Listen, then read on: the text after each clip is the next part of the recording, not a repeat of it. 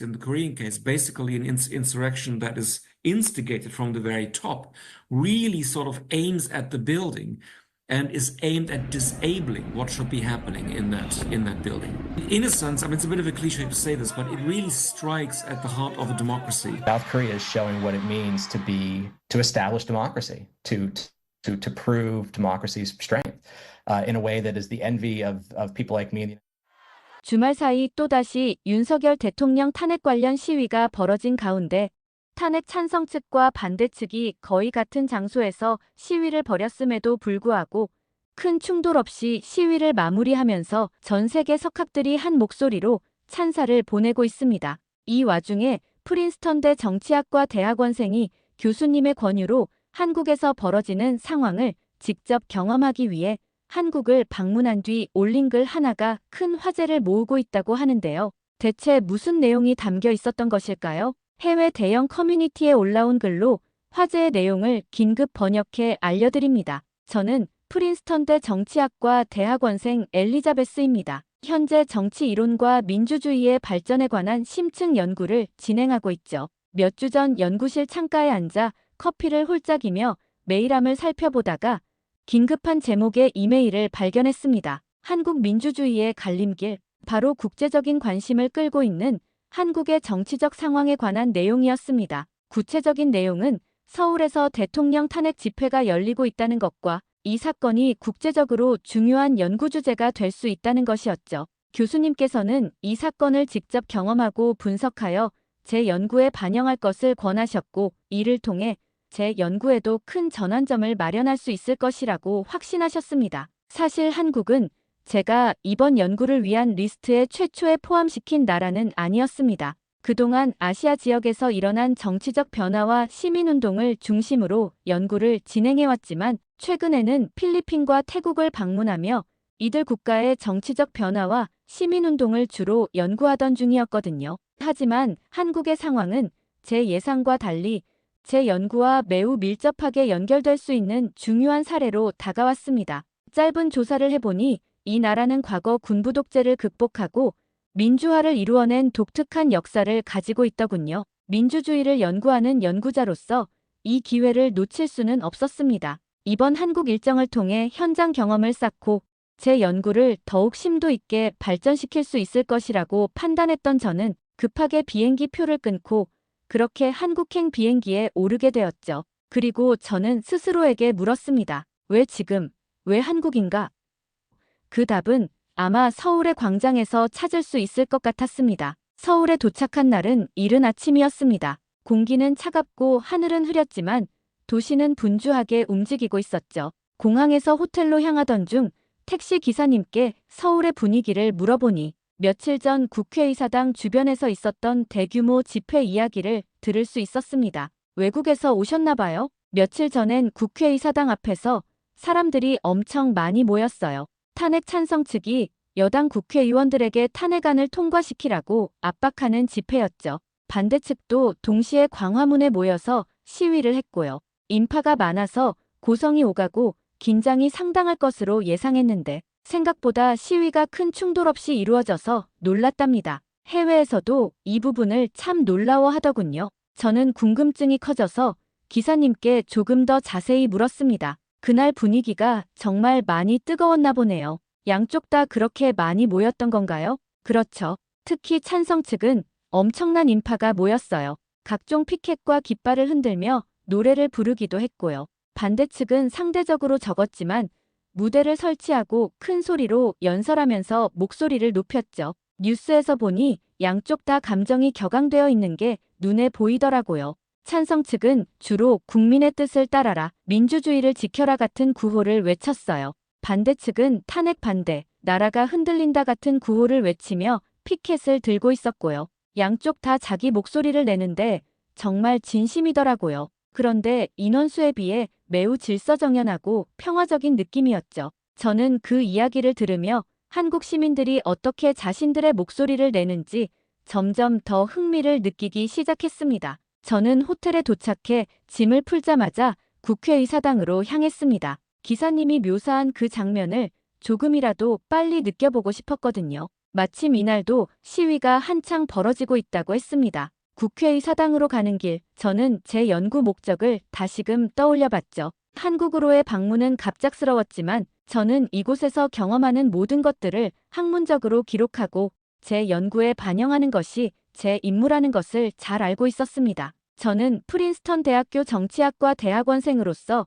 민주주의와 시민운동을 연구하고 있었고 이 사건은 제 연구의 중요한 사례가 될 수 있을 것이라고 확신했습니다. 현장에서 이를 경험하고 분석하는 것이 제 연구에 많은 도움이 될 것이라고 생각했죠. 그렇기에 이렇게 머나먼 한국 땅에 오게 되었습니다. 이곳에서의 경험은 단순히 학문적 연구를 넘어 제 연구에 실질적인 통찰을 더해줄 중요한 기회가 될 것이라는 기대감에 부풀게 되었는데요. 아직 현장을 직접 보지는 않았지만 현장에서 만나는 한국인들, 그들이 보여주는 열정, 그리고 민주주의를 향한 그들의 의지는 제 연구에 큰 가치를 더해줄 것이라고 생각했죠. 한국인들의 목소리가 어떤 메시지를 전할지 상상하며 저 스스로도 긴장감과 설렘 속에 빠지게 되더라고요. 가는 길에 지하철은 매우 북적였지만 사람들은 모두 질서정연하게 자리를 지키며 이동하고 있었습니다. 그 모습은 제게 굉장히 깊은 인상을 주었고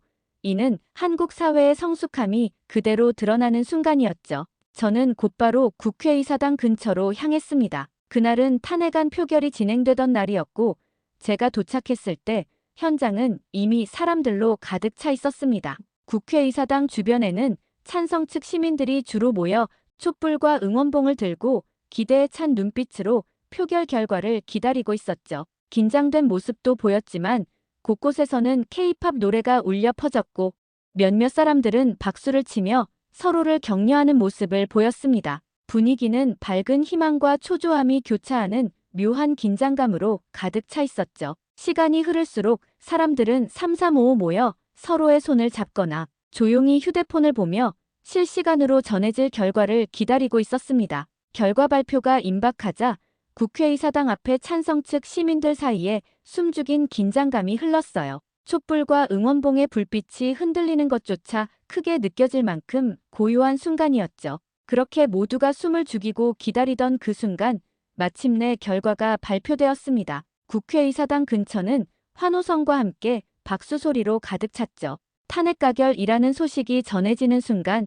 촛불과 응원봉을 든 시민들은 서로를 끌어안고 눈물을 흘리며 환희의 외침을 터뜨렸습니다. 한 무리는 즉석에서 노래를 부르기 시작했고 다른 이들은 응원봉을 높이 들며 하늘을 향해 흔들기도 했죠. 한쪽에서는 어린아이를 안은 아버지가 웃으며 아이의 손을 잡고 흔들며 그 순간을 기억에 남기려는 듯 했습니다. 이 장면은 한국 민주주의의 강렬한 맥박을 상징적으로 드러내는 순간이었죠. 사람들은 자신들의 목소리를 높이며 동시에 서로를 존중하는 모습이 있었어요. 그리고 그날 가장 인상 깊었던 것은 시민들이 서로를 위해 보여준 따스한 배려였습니다. 누군가는 자발적으로 따뜻한 차와 빵을 나누어 주었고 어떤 사람들은 방석과 핫팩을 돌리며 다른 이들의 추위를 달래주는 모습을 보여주었습니다. 또한 선결제를 통해 시위 참가자들이 허기지지 않도록 도우는 모습도 굉장히 인상적이었죠. 그리고 자리를 떠날 때는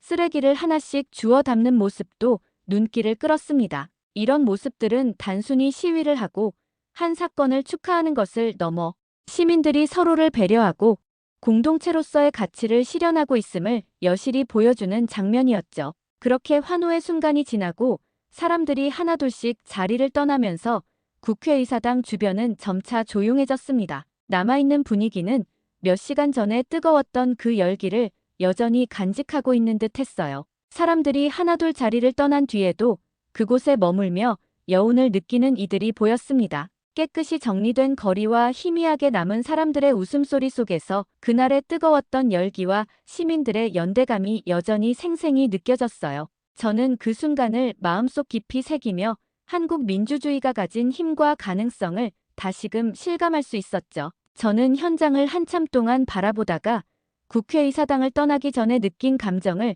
조용히 메모에 남겼습니다. 이날 한국 시민들은 민주주의의 새로운 역사를 만들었다. 그리고 그 과정에서 보여준 그들의 열정과 배려는 단순한 정치적 사건을 넘어 전 세계에 울림을 줄 것이다. 이 글을 적으며 저는 이 순간을 절대 잊지 않겠다고 다짐했습니다. 호텔로 돌아오는 길, 서울의 거리는 고요하고 평화로웠습니다. 그리고 그날 밤 호텔로 돌아와 하루 동안의 기록을 정리하면서도 머릿속은 여전히 국회의사당에서의 장면들로 가득했습니다. 한국 시민들이 보여준 연대와 평화로운 시위의 모습은 제가 이전에 경험했던 그 어떤 시위와도 달랐죠. 하지만 이 모든 것이 단지 하루 만에 끝날 리 없다는 생각도 들었습니다. 한국의 민주주의는 한순간의 사건으로 완성되는 것이 아니라 시민들의 꾸준한 참여와 목소리를 통해 계속 발전하고 있을 테니까요.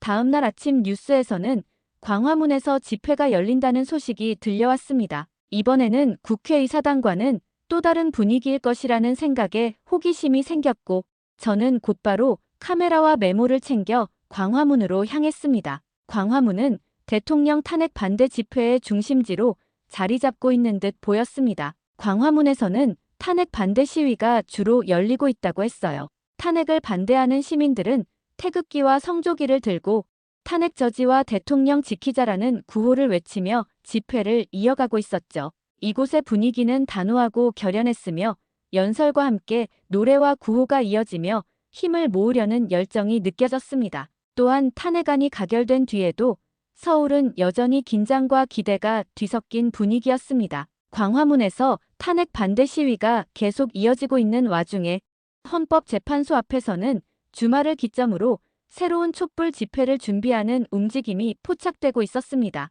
탄핵 찬성 측 시민들은 헌법재판소의 인용 결정을 이끌어내기 위해 주말 집회를 준비하며 전국에서 더 많은 사람들이 서울로 향할 것이라는 소식이 들려왔죠. 주말이 다가오자 헌법재판소 근처에서는 준비가 한창인 모습이었습니다. 경찰 역시 현장의 안전을 위해 헌법재판소 주변에 경비 계획을 세우고 바로 가까운 광화문에서 벌어질 탄핵 반대 시위와의 충돌을 방지하기 위해 신경을 곤두세우고 있는 모습이었죠. 주말 아침, 저는 이른 시간에 호텔을 나섰습니다. 헌법재판소와 광화문에서 열릴 집회를 직접 목격해야 한다는 사명감이 저를 자리에서 일으켜 세웠죠. 그렇게 카메라와 메모장을 챙기며 저는 발걸음을 재촉했습니다. 집회 당일 아침 헌법재판소와 광화문 주변은 긴장감과 활기로 가득했습니다. 시민들은 이른 시간부터 하나둘씩 모여들기 시작했고 피켓을 나누고 구호를 외치며 저마다의 목소리를 전달하기 위한 준비에 분주해 보였어요. 헌법재판소로 향하는 길목에서는 탄핵 반대 측 참가자들이 피켓을 나누어주는 모습이 보였습니다. 이들은 목소리를 더 크게 내기 위해 참가자들을 독려하며 결집을 도모하고 있었죠. 또한 대형 스피커와 연설자 단상이 세워지고 태극기와 성조기를 흔드는 사람들로 집회 장소는 점차 활기를 띠었습니다. 한쪽에서는 연사를 위한 무대를 설치하는 사람들이 분주히 움직였고 다른 쪽에서는 참가자들이 국기를 흔들며 구호를 외치는 등 결속을 다지는 장면이 이어졌습니다. 이들은 언론에서 자신들의 집회 장면이나 참가 인원의 수는 제대로 보도해주지 않는다며 울분을 터뜨리기도 했죠. 반면 탄핵안이 가결된 이후 헌법재판소를 향해 시선을 돌린 탄핵 찬성 측 시민들은 이번에도 국회의사당에서의 시위 때처럼 한마음 한뜻으로 뭉친 모습이었습니다. 헌법재판소는 대통령 탄핵의 최종 결정을 내리는 기관이기에 시민들은 촛불과 응원봉을 들고 탄핵 인용을 외치며 또다시 헌법재판소 앞까지 모여들었던 거죠. 그들은 단순히 탄핵 가결을 축하하는 데서 멈추지 않고 헌법재판소가 국민의 뜻을 따라야 한다는 메시지를 강하게 전달하려 했던 것입니다. 그런데 헌법재판소는 광화문과 꽤 가까운 거리에 있었기에 탄핵 반대 집회를 이어가는 시민들과 물리적으로 인접한 장소에 자리 잡고 있었습니다. 탄핵 반대 측은 여전히 태극기와 성조기를 흔들며 탄핵 저지와 대통령을 지키자는 구호를 외치고 있었고 찬성 측은 얼마 떨어지지 않은 곳에서 촛불과 응원봉을 높이 들고 민주주의를 지키자는 목소리를 이어가고 있었죠. 그런데 놀랍게도 이처럼 강렬하게 대립하는 두 집회는 가까운 거리에서 열리고 있었음에도 불구하고 물리적 충돌이 전혀 발생하지 않았습니다.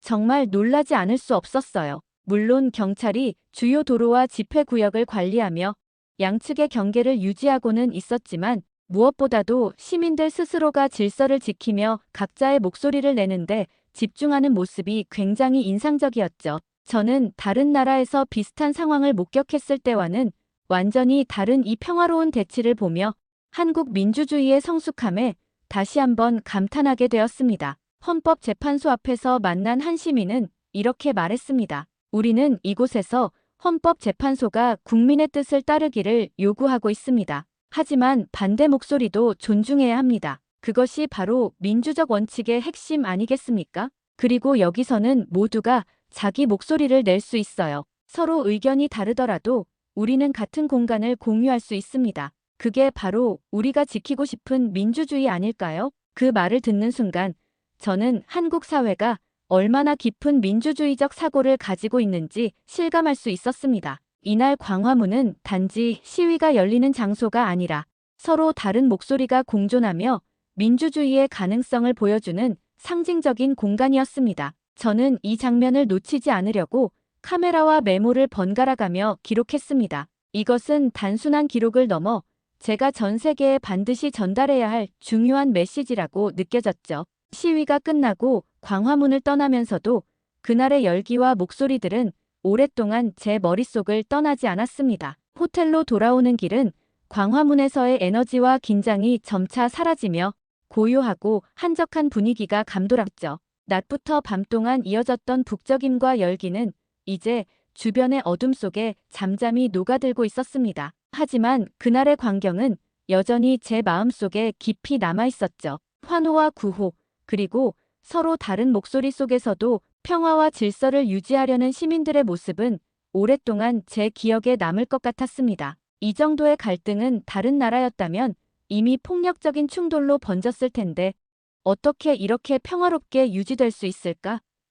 이 질문이 계속 제 머릿속을 떠나지 않았죠. 제 결론은 이는 한국 시민들의 민주주의에 대한 깊은 신념과 성숙한 태도, 그리고 경찰의 세심하고 효과적인 관리가 결합된 결과였다는 것이었습니다. 호텔 방에 들어와 따뜻한 차 한 잔을 준비한 뒤 저는 제가 적어온 메모를 펼쳤습니다. 메모를 하나씩 살펴볼수록 현장의 기억이 새록새록 떠올랐죠. 그렇게 낮에 기록한 내용들을 하나씩 정리하며 한국 시민들이 보여준 민주주의의 가능성과 성숙함이 얼마나 큰 의미를 지니는지 곱씹어 보았습니다. 평화로운 시위의 모습 속에서 서로 다른 목소리가 공존할 수 있는 환경을 유지하려는 시민들의 성숙함이 무엇보다 인상 깊었고, 경찰은 집회 장소와 경로를 철저히 분리하고 질서를 유지하기 위해 신중하게 움직이며 충돌을 미리 방지했습니다. 그리고 이 모든 요소가 결합되어 대립하는 목소리가 하나의 공간 안에서도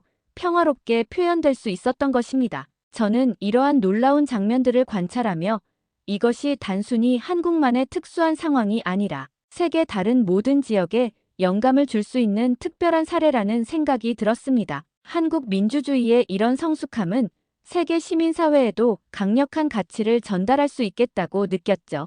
탄핵안 가결 이후 이어지는 집회들을 지켜보며 저는 이 사건이 제 논문에 어떻게 녹아들 수 있을지 머릿속에서 여러 가지 구상을 했습니다. 사실 이곳에 오기 전까지만 해도 이 순간이 제 연구의 전환점이 될 거란 생각은 전혀 하지 못했어요. 민주주의와 시민운동을 연구하고 있는 저에게 바로 이 한국에서 벌어지고 있는 일이 제 연구에 어떻게 반영될지 궁금했었습니다. 하지만 이곳에 온 순간 이 사건이 제 연구 주제와 완벽하게 맞아떨어진다는 것을 깨달았죠. 그날 헌법재판소 앞에서 촛불을 든 사람들과 태극기를 든 사람들이 각자의 주장을 펼치는 모습을 바라보며 이건 단순한 시위가 아니라 민주주의가 살아 숨쉬는 현장이라는 것을 실감했습니다. 한국 사람들은 서로 다른 의견을 가진 채로 평화롭게 공존하며 각자의 목소리를 높이고 있었고, 이건 제가 이론으로만 접했던 민주주의란 다양한 목소리가 공존하는 것이라는 말을 현실에서 직접 마주친 순간이었어요.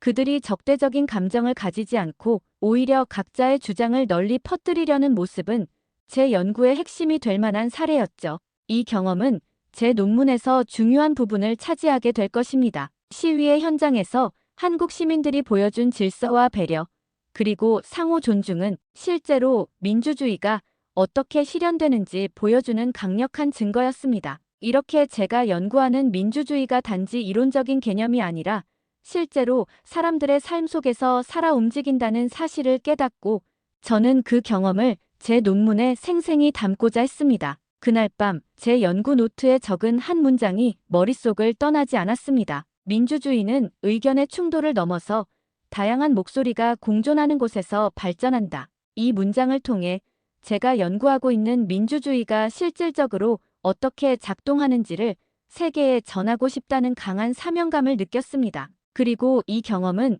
제 연구를 한 단계 더 깊이 있게 만들 것이며 저는 한국에서 본 모든 것들을 국제사회에 전달해야 할 책임감을 다시 한번 느꼈습니다. 그날 밤 깊은 여운 속에서 저는 하루의 기록을 마무리하며 창밖으로 보이는 고요한 서울의 거리를 바라보았습니다. 국회의사당과 헌법재판소 그리고 광화문에서 마주했던 시민들의 목소리와 그들의 열정은 단순히 한 나라의 이야기가 아니었습니다. 그들은 세계 어디에서든 민주주의를 꿈꾸는 사람들에게 희망과 용기를 주는 상징이었죠. 이 모든 순간을 더 많은 사람들에게 알리는 것, 그것이 내 임무다. 그렇게 스스로에게 다짐하며 고개를 끄덕였습니다. 한국에서의 이 경험은 단순히 관찰이나 연구가 아닌 민주주의의 본질을 다시금 깨닫게 되는 계기였습니다. 그리고 이들의 이야기가 더 많은 사람들에게 닿아 이들의 목소리가 더욱 멀리 울려 퍼지길 바랐습니다. 저는 이곳에서 민주주의의 또 다른 얼굴을 보았다고 느꼈습니다. 제가 한국에서 얻은 경험은 단순한 기록을 넘어 민주주의를 이해하는 데 있어 깊은 통찰을 남겼죠. 이 모든 것을 기록한 제 연구 자료는 교수님의 피드백을 받아 곧 국제적인 학술지에 제출될 계획입니다. 그리고 저는 비로소 깨달았습니다. 제가 왜 한국에 와야 했는지 말이죠. 한국은 단순히 탄핵 문제를 다루는 나라가 아니라 민주주의가 어떻게 살아 숨쉬는지를 보여주는 곳이었습니다. 이들이 보여준 모습은 한국이 아니었다면 그 어떤 나라에서도 결코 가능하지 않았을 특별한 장면이었죠. 마지막으로 메모를 덮으며 저는 스스로에게 다짐했습니다. 세상 어디에서도 볼 수 없는 이들의 이야기를 국제사회에 제대로 전달하자. 그렇게 함으로써 한국에서 경험한 민주주의의 힘이 더 많은 사람들에게 깊은 메시지를 전할 수 있기를 바랐습니다. 그렇게 한국에서의 긴 하루가 끝나고 저는 조용히 눈을 감았습니다. 하지만 제 마음속은 여전히 이날 마주한 장면들로 뜨겁게 요동치고 있었습니다. 이날의 기록은 제가 보고 들은 것 이상의 무게를 가지고 전 세계를 향해 울림을 전할 준비를 하고 있었습니다. 한국 놈들은 우크라이나에 무기 지원을 해주지 않았다. 그놈들은 자신들 나라에서 벌어진 한국 전쟁 당시에는 여러 국가로부터 살상용 무기 지원은 물론 수십 개국이 목숨을 걸고 병력을 지원해준 은혜를 받았던 국가이면서 지금은 살상용 무기 지원조차 거부하고 있으니 이 얼마나 배은망덕하고 모순적인 행태란 말인가. 한국이야말로 과거의 역사를 잊고 있는 놈들이 아닌가. 여기 북한이 러시아와 함께 우크라이나를 침공하고 있는데 한국이 우크라이나에 무기 지원을 적극적으로 해주지 않아 큰 피해를 입고 있다며 불만을 쏟아내는 한 우크라이나 출신 기자가 있습니다. 하지만 이내 권위 있는 군사학 교수의 충격적인 일침이 담긴 강연을 접한 뒤 이 기자는 꿀먹은 벙어리가 되어 할 말을 잃고 말았다고 하는데요. 도대체 무슨 일이 일어났던 것일까요? 기자들이 주로 사용하는 해외 대형 커뮤니티에서 화제가 되고 있는 해당 글을 긴급 번역해 알려드립니다. 저는 우크라이나 출신 기자 옥사나입니다. 재작년에 입사한 저는 우크라이나의 주요 언론사에서 사회부 기자로 활동하고 있는데요. 우리 회사는 실적제로 운영되고 있는데 사실 요즘은 기사거리가 부족해 어려움을 겪고 있었습니다. 한마디로 실적이 저조해서 고민이 많았죠. 물론 우크라이나는 전쟁이 계속되고 있지만 시간이 지남에 따라 이 전쟁도 일상처럼 느껴지게 마련이고 이로 인해 독자들의 관심도 점차 줄어들 수밖에 없는 것이거든요. 이런 가운데 저는 독자들의 흥미를 끌 수 있는 소재가 무엇이 있을까 고민하며 아주 골치가 아프던 와중에 최근 커다란 소식 하나를 접하게 되었습니다. 바로 러시아 우크라이나 전쟁에서 북한이 러시아에 군사적 지원을 할 수도 있다는 놀라운 정보가 들어온 것이었죠. 그날 저는 사무실에서 커피를 마시며 평소처럼 자료를 검색하고 있었습니다. 그런데 옆자리 동료의 갑작스러운 외침이 사무실 안에 있던 모두의 시선을 끌었고 그 덕분에 북한이 러시아에 파병했다는 충격적인 소식을 알게 되었던 거죠. 일단 기사거리가 생겼다는 생각과 동시에 공포감이 밀려왔습니다. 아니, 북한군이라고. 그 소식을 듣고 한순간에 머리가 하얘졌습니다. 솔직히 북한군이 우크라이나 전쟁에 합류할 것이라고는 단 한 번도 생각해 본 적이 없었기에 그 충격은 훨씬 더 크게 다가왔죠. 제가 국방부 기자나 군사 전문 기자가 아니라서 그런지 이런 가능성을 전혀 고려하지 못했던 것 같아요. 또한 치열하게 전쟁 중인 상황에서 북한의 군사적 지원이 실제로 이루어진다면 이는 우크라이나에 미치는 영향이 상당할 것이란 생각부터 들었습니다. 저도 모르게 커피잔을 쥔 손이 떨리고 머릿속에서는 다양한 시나리오가 떠오르더군요. 이게 진짜로 이루어질까? 이러다가 우크라이나가 점령당하면 어쩌지? 혼잣말처럼 중얼거리며 상황을 냉정하게 분석하려 애썼습니다. 북한과 러시아의 결탁이 우크라이나 전선에서 대체 어떤 결과를 초래할지, 그리고 그에 따라 국제사회의 반응은 어떻게 될지를 생각하며 머리가 아파왔습니다. 사무실 동료들은 각각의 반응이 달랐습니다. 일부는 걱정스러운 표정을 지었고 다른 이들은 상황을 냉정하게 받아들이려 했죠. 저는 제자리로 돌아와서 심호흡을 한 후 이 소식을 바탕으로 기사를 작성할 준비를 시작했습니다. 그래도 간만에 기사거리 하나는 제대로 생겼다는 생각과 함께 당분간은 주제에 대한 걱정은 없겠다는 생각이 들더군요. 그렇지만 걱정과 공포감이 쉽게 떨쳐지진 않았죠. 그런데 그와 별개로 사실 저는 한국에 대해 그다지 좋은 감정을 가지고 있지 않았기에 이번 북한 파병 소식을 듣고 솔직히 옳다구나 싶은 생각이 들기도 했습니다. 이번 기회에 안 좋은 기사를 쓸 거리가 머릿속에 아주 잔뜩 떠올랐거든요. 한국은 제게 언제나 불편한 존재였고 그 이유는 여러 가지였죠. 우선 우크라이나가 힘겹게 싸우고 있는 상황에서 한국이 별 도움을 주지 않는 모습이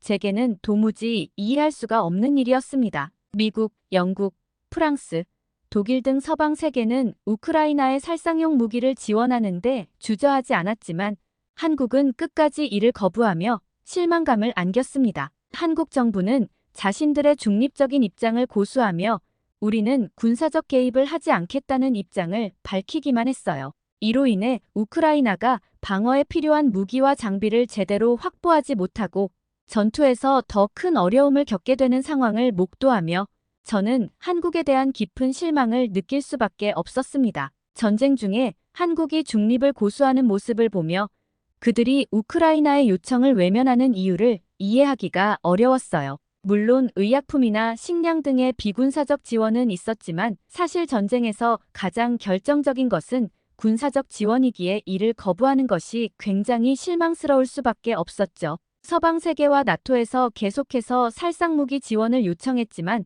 끝까지 거부했던 게 한국이라고 했습니다. 정말 해도 너무하다 싶었죠. 한국은 자신들 나라에서 벌어진 한국 전쟁 당시 여러 국가로부터 살상용 무기 지원은 물론 수십 개국이 목숨을 걸고 병력을 지원해준 은혜를 받았던 국가입니다. 그런데 지금은 살상용 무기 지원조차 거부하고 있으니 그 모습이 굉장히 큰 모순처럼 느껴졌고 한국이 과거의 역사를 잊고 있는 것이 아닌가 하는 생각이 들기도 했죠. 그들은 전쟁의 아픔을 겪었던 국가로서 지금 이 순간 다른 나라가 그들의 지원이 절실한 상황임에도 도움의 손길을 내밀지 않는 모습은 정말 이해할 수 없는 일이었습니다. 이러한 생각들이 저를 더욱더 그들을 싫어하게 만들었죠. 사실 앞서 말씀드린 안 좋은 기사 쓸거리가 바로 이 점이었습니다. 북한 파병 소식은 기자들에게도 강한 자극제가 되었지만 이 소식은 전쟁으로 고통받는 우크라이나 국민들에게도 분노를 일으킬 것이 분명했거든요.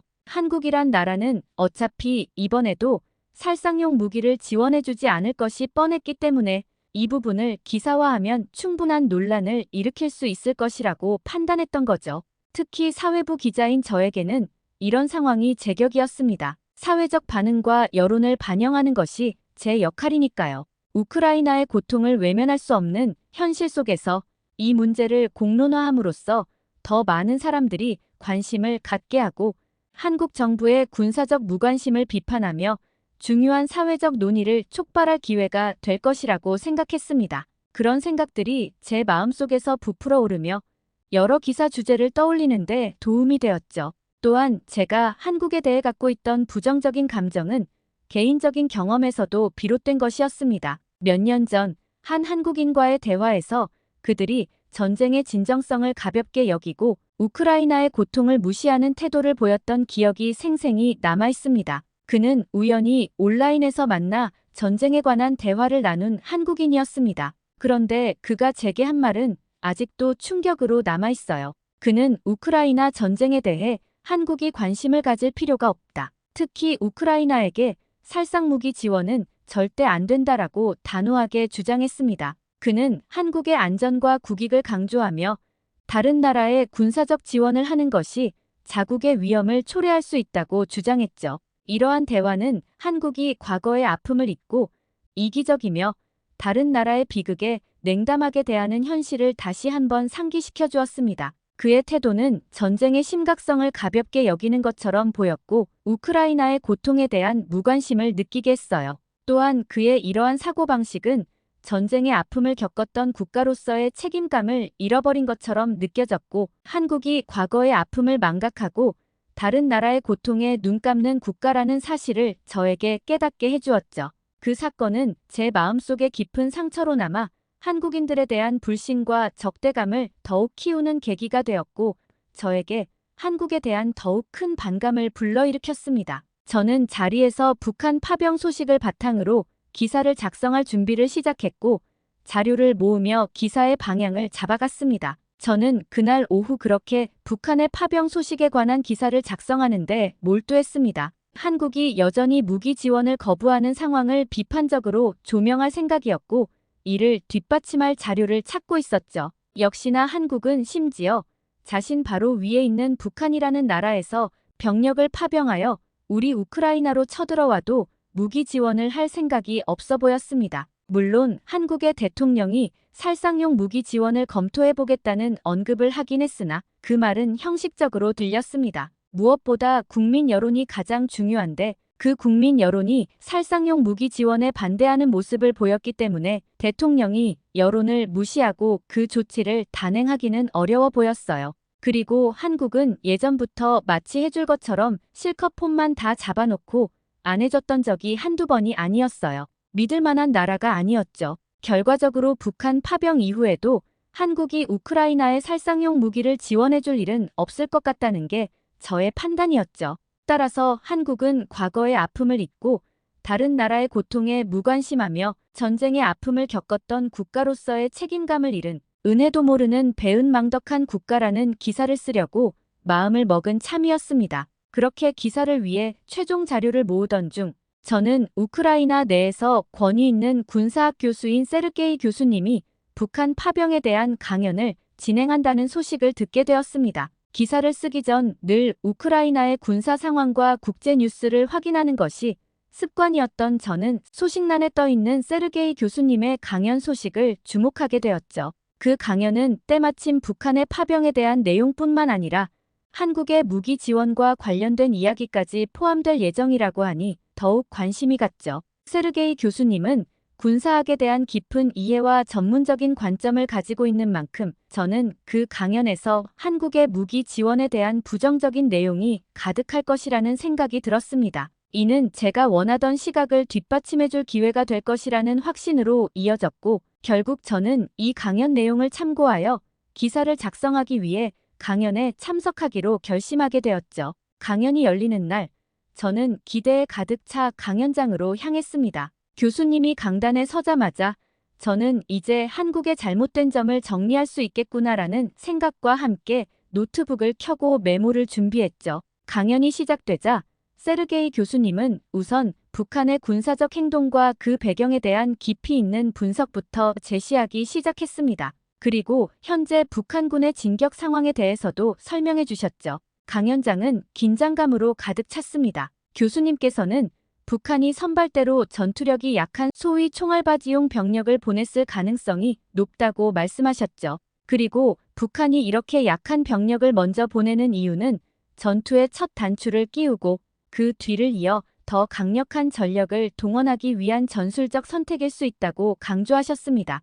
이 말인즉슨 북한이 결코 전쟁을 가볍게 여기지 않고 있다는 것을 의미했죠. 청중들은 모두 집중하여 교수님의 말에 귀를 기울였습니다. 이어서 교수님께서는 드디어 한국 정부의 무기 지원에 대한 이야기를 꺼내기 시작하셨죠. 저는 교수님의 발언이 한국 정부의 무기 지원 거부에 대한 비판으로 이어지기를 바라며 노트북에 손을 얹고 키보드를 두드릴 준비를 했습니다. 그런데 교수님이 꺼낸 첫 마디는 저를 깜짝 놀라게 했습니다. 여러분, 우크라이나는 한국에게 정말 감사해야 합니다. 순간 저는 이게 대체 무슨 소리지? 라는 생각이 들며 의아함을 감출 수 없었습니다. 교수님은 잠시 숨을 고르더니 그런데 감사할 일 이전에 죄송할 일부터 먼저 말씀드리는 게 맞을 것 같습니다. 라고 덧붙이셨습니다. 이건 또 무슨 소리지? 교수님의 말에 제 의아함은 더욱 증폭되었죠. 교수님이 대체 어떤 죄송한 일에 대해 이야기할지 궁금해졌어요. 교수님은 잠시 침묵을 지킨 후 심각한 표정으로 말을 이어갔습니다. 우리 우크라이나 외교관이 큰 외교적 결례를 범한 사건이 있었는데 이것부터 먼저 짚고 넘어가죠. 공직자로서 그리고 한 나라를 대표하는 얼굴로서 그런 행동은 해서는 안 되는 것이었는데 말입니다. 청중들은 서로의 시선을 쳐다보며 웅성대기 시작했습니다. 아마 먼 나라의 이야기라서 여기 계신 분들은 잘 모르실 거예요. 콜슨스키 우크라이나 주일 대사가 일본 야스쿠니 신사에 참배한 사건이 논란이 큽니다. 그게 어떤 의미인지 좀 더 설명드리자면 지금 우리 우크라이나는 러시아에게 침략당하고 있는 상황인데 콜슨스키 대사가 참배한 그곳은 침략을 일삼던 전범들을 모아놓은 장소입니다. 그런 곳에 참배를 하러 가서 심지어 조국을 위해 목숨을 잃은 분들을 추모했다고 SNS에 공공연히 글까지 게시를 했습니다. 이해가 되시나요?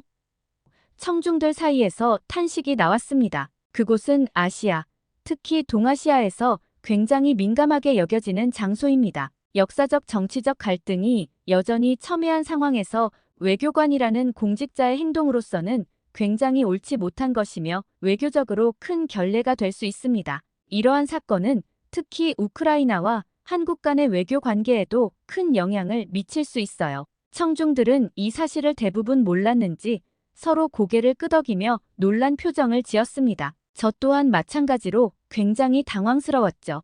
교수님은 청중들의 반응을 살피며 계속해서 이야기를 이어갔습니다. 그리고 사실 이 사건은 단순한 외교적 실수에 그치지 않습니다. 우크라이나는 현재 한국과의 관계를 굉장히 소중히 여겨야 할 시점에 있어요. 하지만 콜슨스키 대사의 행동은 한국과의 관계를 돌이킬 수 없이 훼손할 위험이 큽니다. 교수님의 목소리는 점점 강해졌고 청중들은 더욱 집중하게 되었습니다. 우크라이나의 상황을 고려할 때 현 시점 한국의 지원은 매우 절실한데 이런 외교적 결례는 한국 정부와 국민들의 감정을 격하게 자극할 수 있습니다. 대체 이렇게 중대한 시점에 뭐라고 돌아다니는 건지 모르겠어요. 우크라이나는 무기 지원을 받기 위해서는 한국과의 관계를 강화해야 하는데 이런 사건들이 자꾸 그 길을 가로막고 있으니 너무나 답답할 따름입니다. 저는 속으로 생각했어요. 아니, 한국이 우크라이나에 무슨 지원을 해준다고 그렇게나 관계를 소중히 여겨야 한다는 거지. 그때 교수님께서 이어서 말씀하셨습니다. 그리고 앞서 말씀드린 우리가 한국에게 감사해야 하는 이유를 이제 말씀드려 보겠습니다. 교수님은 잠시 숨을 고른 후 청중들을 바라보며 말씀하셨습니다. 우크라이나가 지금껏 버틸 수 있었던 이유가 무엇인지 아십니까? 물론 여러 나라의 도움을 받았던 건 사실입니다. 하지만 저는 한국의 도움이 굉장히 중요했다는 점을 꼭 강조하고 싶습니다. 여러분은 전쟁에서 한국이 핵심적인 포탄 공급을 사실상 주도했다는 것을 알고 계셨나요? 제가 알아본 바에 따르면 유럽 전체가 지원한 포탄의 양보다 미국을 통해 전달된 한국산 포탄이 훨씬 많습니다. 이는 미국의 워싱턴 포스트 보도에서도 확인되었습니다. 또한 전쟁이 3년 가까이 지속되면서 주요 지원국들의 군수 물자가 고갈되고 있는데 미국 역시 예외는 아닙니다. 이 상황에서 미국은 한국의 지원을 요청했고 한국은 기꺼이 그 요청을 받아들였습니다. 심지어 러시아의 반발이 예상됨에도 불구하고 한국은 그 반발을 피하기 위해 우회적으로 지원하기 위한 노력을 아끼지 않았어요. 교수님의 말씀을 듣고 저는 마음이 혼란스러워졌습니다. 그동안 한국을 부정적으로만 바라봤던 저에게 한국의 지원이 우크라이나 전쟁에 큰 영향을 미쳤다는 사실은 충격으로 다가올 수밖에 없었죠. 강연장 여기저기서 정말로 그런가요?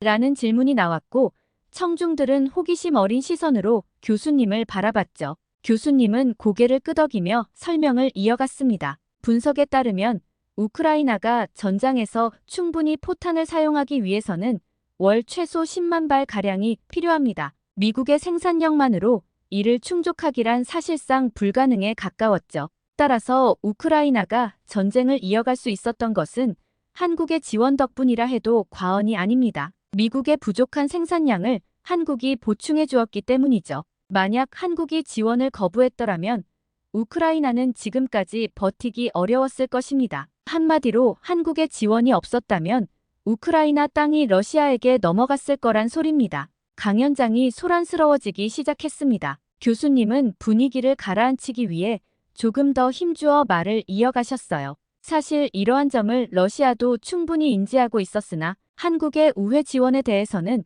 크게 문제 삼지 않아왔답니다. 하지만 한국이 살상무기 직접 지원 가능성을 언급하자 러시아는 강하게 반응하기 시작했습니다. 이는 러시아가 한국산 무기가 우크라이나에 직접 전달될 경우 전쟁의 판세가 매우 불리하게 변할 수 있다는 점을 우려했기 때문으로 보여져요. 아무리 러시아라도 한국산 살상 무기가 직접 전달되는 것은 도저히 받아들일 수 없겠다는 것이죠. 러시아 외무부 대변인이 한국의 무기 수출 상황을 주의 깊게 지켜보겠다고 한 것도 이러한 견제의 의미로 볼 수 있습니다. 이토록 모두가 한국을 주목하는 상황 속에서 우크라이나는 한국의 도움을 당연한 일로 여기고 한국을 무시하는 듯한 태도를 보이며 계속해서 논란을 일으켰습니다. 한국은 우크라이나에 대한 지원을 호의로 이어왔지만 우크라이나는 이를 당연히 여기며 이제는 한국에 압박을 가하려는 모습까지 보입니다. 이는 우크라이나가 크게 반성해야 할 상황입니다. 더욱이 한국이 그렇게 도와줬는데 야스쿠니 신사 참배를 하거나 일본을 높이 평가하며 한국과의 거리를 두려는 모습은 한국 측에서 쉽게 이해하기 어려운 일입니다. 그동안 해줄 수 있는 만큼 우크라이나를 지원해온 한국이지만 우크라이나의 이런 반응에 계속 지원을 이어가야 할지에 대한 회의적인 기류가 형성되고 있습니다. 최근 한국은 105mm 포탄 추가 지원과 관련해 미국과 논의 중이었으나 이를 재검토할 방침을 공식적으로 밝혔습니다. 또한 한국 측에서 우크라이나에 약속한 1,000억 원 이상의 대출에 대해서도 신중한 접근을 취하겠다는 입장을 보이고 있습니다. 예상치 못한 지원의 변화에 우크라이나 정부는 당황한 기색을 드러내며 대응에 나섰습니다. 저는 이번 사태를 우크라이나의 외교적 실책으로 분석하고 있으며 한국에 마치 무기를 맡겨놓은 것처럼 여겨왔던 비상식적인 외교에 대한 결과이자 이에 대한 반성이 반드시 필요하다고 보고 있습니다. 이런 상황에서 한국은 우회적으로 지원하던 무기의 수량을 줄이겠다는 방침을 우크라이나 측에 통보하며 전쟁 지원에서 점차 손을 떼려는 조짐을 보이고 있습니다. 만약 한국이 지원을 중단하게 된다면 우크라이나 전쟁에서 러시아가 승리할 가능성이 훨씬 높아질 것입니다. 이러한 상황 속에서 우크라이나는 뒤늦게 한국과의 관계 회복을 위해 외교관 등을 파견해 도움을 요청하고 있지만 한국 정부와 국민들의 여론은 이미 우크라이나로부터 상당히 멀어진 상태로 보입니다. 많은 한국 국민들은 앞으로의 지원에 대해 우크라이나가 일본의 도움을 받으면 될 텐데 우리가 굳이 나서야 할 이유가 무엇인가라는 시각으로 돌아섰습니다. 뒤늦게 우크라이나는 한국의 지지를 되찾으려 애쓰고 있지만 한국이 다시 무기를 지원할 명분은 크지 않아 보입니다. 오히려 한국은 이러한 자원과 노력을 자신들의 국력 증대와 중국 및 북한의 위협에 대비하는 데 집중하는 것이 더 현명한 선택이라고 생각하는 듯합니다. 교수님은 강연을 마무리하면서도 우크라이나가 반성해야 한다고 재차 강조하셨습니다. 그는 우크라이나가 한국의 도움을 당연시하며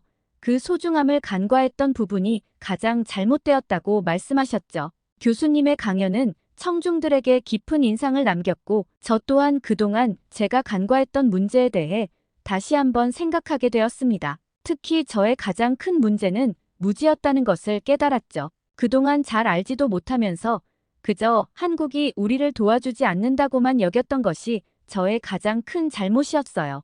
또한 저와 비슷한 많은 이들이 저처럼 한국의 군사적 기여를 모르고 있을 것이라 생각하니 더욱 안타까웠습니다. 이제는 한국의 도움이 얼마나 소중했는지를 깨닫게 되었고 그동안 비난만 했던 제 태도를 반성하게 되었습니다. 특히 저는 우크라이나가 한국의 도움을 당연히 여기며 소중함을 잃어버렸다는 교수님의 주장이 마음에 와닿았어요. 하지만 이미 한국의 마음은 우리에게서 멀어진 것 같아 한탄스럽기만 합니다. 그동안 우리는 도움을 당연하게 여기고 한국의 소중한 도움을 간과했던 게 정말 후회스럽습니다. 이제 더 이상 한국의 지원을 기대할 수 없는 현실에 직면하면서 우리는 스스로의 힘으로 이 어려움을 극복해야 한다는 사실을 받아들이게 되었습니다. 아쉬움이 가득하지만 이 상황이 우리에게 주는 교훈도 있음을 깨달았습니다. 비록 한국과의 관계가 멀어졌지만 우리가 앞으로 나아가려면 우리 스스로 어떤 선택을 하고 어떤 노력을 기울일지가 중요하다는 생각이 들었습니다. 이제는 과거의 실수를 되풀이하지 않도록 더 나은 길을 찾아 나아가야 할 때입니다.